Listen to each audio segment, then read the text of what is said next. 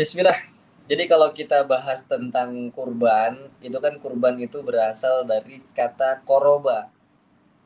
Jadi koroba itu artinya dekat, pendekatan. Jadi kalau kita pernah dengar istilahnya sahabat karib, lu punya nggak sih sahabat karib gitu? Sahabat karib lu siapa gitu? Kalau nggak, lu punya kariban nggak sih? Nah itu kan artinya kalau kita sering dengar di bahasa Indonesia, ternyata itu artinya Arab gitu. Lah artinya apa? Kurban itu dekat. Maka hakikat kurban itu kan selain daripada kita kurban, mana sih yang benar kurban atau korban atau kurbanan terserah. Intinya sama pada hakikatnya. Adalah tujuan kita bisa mendekatkan diri kita kepada Allah Subhanahu wa taala. Tujuan daripada kurban itu adalah ketika kita bisa ingin mendekatkan diri kepada Allah Subhanahu wa taala. Sampai kemudian itu kan cara lain kita untuk bisa mendekatkan diri kepada Allah Subhanahu wa taala. Di antara pendekatan diri kita kepada Allah Subhanahu wa taala itu kan ada banyak tuh. Allah katakan dalam surah Al-Iqra itu di ayat 19-nya, Iqra bismi rabbikal ladzi khalaq, itu kan Allah mengatakan wasjud waqtarib begitu. Kalau kamu ingin dekat dengan Allah, coba deh kamu sujud. Karena pada dasarnya jarak terdekat seorang hamba dengan Tuhannya adalah ketika di sujud-sujud terakhir. Makanya penting bagi kita itu ketika kita sholat, apalagi kalau bisa sholat tahajud, itu di sujud terakhirnya itu dilama-lamain. Karena jarak terdekat seorang hamba dengan Tuhannya adalah ketika di sujud terakhir.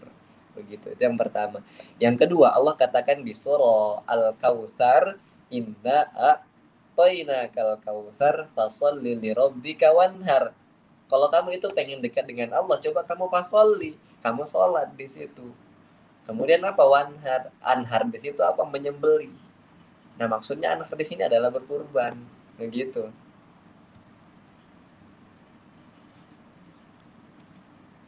Udah siap nih, Masya Allah. Jadi kan kalau kita cerita ini tentang ada kaitannya dengan Nabi Adam alaihissalam, putranya, bahkan sampai dengan putranya Habil dan Qabil. Bahkan yang paling kita sering dengar adalah cerita tentang Nabi Ibrahim alaihissalam dengan anaknya Ismail.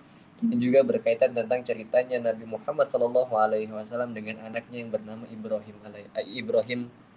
anaknya Rasulullah SAW yang namanya Ibrahim.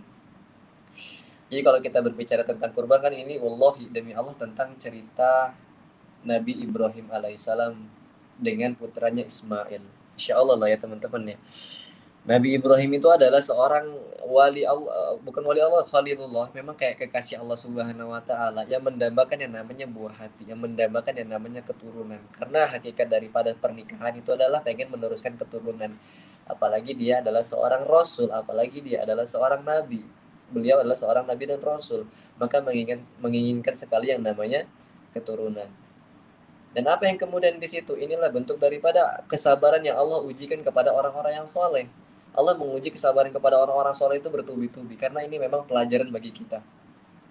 Apa kesabaran yang pertama? Untuk mendapatkan buah hati, itu kalau bahasa Jawanya itu angel men. Kalau bahasa Sundanya itu hese bisa gitu ya. Pokoknya kalau bahasa kita itu ada susah banget gitu kalau untuk mendapatkan buah hati. Sampai kemudian doa terus doanya panjang, doanya lama. Maka kemudian ketika nggak lama setelah itu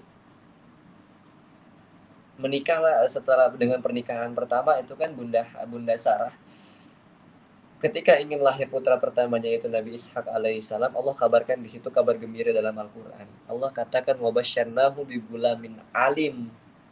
Wahai Ibrahim, kami akan memberikan kepadamu keturunan, kami akan memberikan kepadamu seorang bayi yang alim. Jadi Nabi Ishak itu alim, Nabi Ishak itu pinter banget.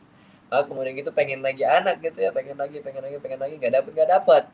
Maka kemudian Siti Sarah itu memang luar biasa banget, akhirnya mengatakan kepada suaminya Nabi Ibrahim alaihissalam, wahai suamiku, coba deh kamu nikah lagi gitu agar mendapatkan keturunan. Maka Nabi Ibrahim alaihissalam menikahi budaknya yang bernama Siti Hajar. Nah ini kisahnya luar biasa. Kita mulai masuk ke kisah banget. Maka ketika setelah menikah dengan Siti Hajar, lama setelah itu akhirnya Allah kabarkan dalam Al-Quran juga dengan kalimat yang hampir serupa dengan ketika lahirnya Nabi Ishak alaihissalam. Apa? Wabasyarnahu bigulamin halim. Wahai Ibrahim, kami kabarkan kepada kamu akan lahir seorang anak yang halim. Kalau Nabi Ishak itu angke ain, alim. Kalau Nabi Ismail itu pakai halim. Gitu.